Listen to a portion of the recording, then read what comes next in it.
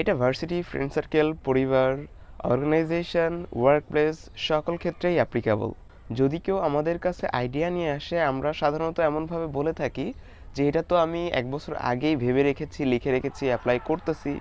অর্থাৎ তাদের আইডিয়াকে আমরা তুচ্ছ তুলনা করে নিজেকে বড় দেখানোর চেষ্টা করি। ইনস্টেড অফ দিস আমরা একটু ভিন্ন পদ্ধতি অবলম্বন করতে পারি। যখন কেউ আইডিয়া নিয়ে আসবে আমাদের কাছে, আমরা তাদেরকে এভাবে অ্যাপ্রিসিয়েট করতে পারি যে হ্যাঁ, এটা তো সুন্দর আইডিয়া, এটার উপরে কাজ করা যায়, আমরা এটার উপরে কাজ করতে পারি। এখানে দুইটা সিনারিও আছে। একটা সিনারিওতে আমি নিজেকে বড় করতেছি, আর একটা সিনারিওতে আছে যে আইডিয়া এনেছে তাকে বড় করতেছি। অর্থাৎ সে যদি একটা জেনারেল আইডিয়াও নিয়ে আসে, আমি যদি তার আইডিয়াকে মূল্যায়ন করি এবং তাকে বড় করে দেখাই, সেক্ষেত্রে তার ভিতরে ডোপামিন রিলিজ হবে।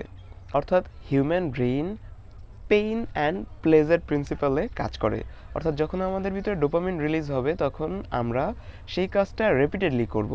কেউ জেনারেল একটা কনসেপ্ট আনলো, সে আইডিয়াটা অলরেডি সবাই মোটামুটি জানে, কিন্তু তার কাছে হয়তো এটা ক্রিয়েটিভ মনে হয়েছে।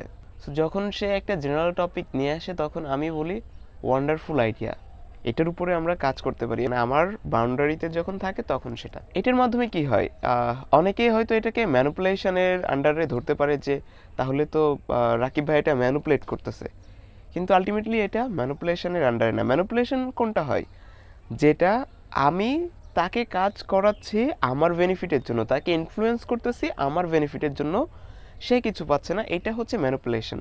এটা আমরা বলতে পারি ফিগমেলিয়ান ইফেক্টের আন্ডারে পড়ে। অর্থাৎ আমি তাকে একটা প্রায়োরিটি দিচ্ছি যে সে যোগ্য আইডিয়াটা দেওয়ার জন্য। অর্থাৎ তখন সে কি করবে, তখন সে আবার নতুন নতুন আইডিয়া খুঁজবে এবং আমার কাছে দৌড়ে আসবে যে ভাই এটা করছি, ভাই এইটা করলে কেমন হয়, ভাই এইটা, ভাই ওইটা। অর্থাৎ আমার কাছে নতুন নতুন আইডিয়াও আসতেছে, তার ব্রেন বিকশিত হচ্ছে। অ্যাজ আ লিডার আপনাকে টিম মেম্বারদের আইডিয়াকে এন্টারটেইন করা শিখতে হবে। এন্টারটেইন অর্থ এই না যে সকল আইডিয়া আমি অ্যাপ্লাই করব, সকল আইডিয়া নিচ্ছি। যদি অবাস্তব আইডিয়া হয়, সেই ক্ষেত্রে তো ফ্যাক্টস অ্যান্ড ফিগার বা রিয়ালিটি চেকের মাধ্যমে তাদেরকে এটা বোঝানো উচিত। আচ্ছা, এটাকে আমরা আইডিয়া ভ্যালিডেশন কালচারও বলতে পারি। অর্থাৎ আমার আইডিয়াকে ভ্যালিডেট করা হচ্ছে। এটা কোম্পানির ক্ষেত্রেও অনেকাংশে প্রযোজ্য, সংগঠন, কোম্পানি, অর্গানাইজেশন এগুলোর ক্ষেত্রেই আসলে প্রযোজ্য। এখানে নতুন নতুন ক্রিয়েটিভ আইডিয়াগুলো সবসময় প্রয়োজন হয় আমাদের অর্গানাইজেশনকে গ্রো করার জন্য।